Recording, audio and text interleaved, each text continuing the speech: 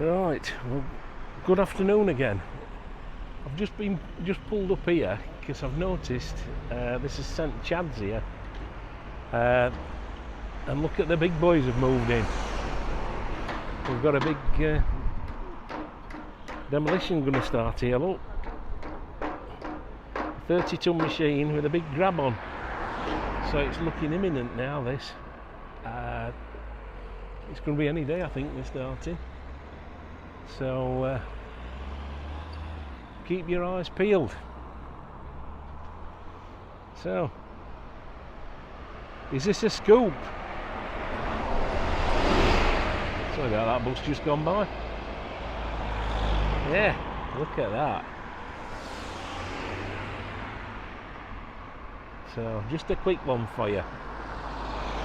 So, I could be the first in Blackpool to report on this. I'll get it on as soon as I can. So we'll see you soon. Bye.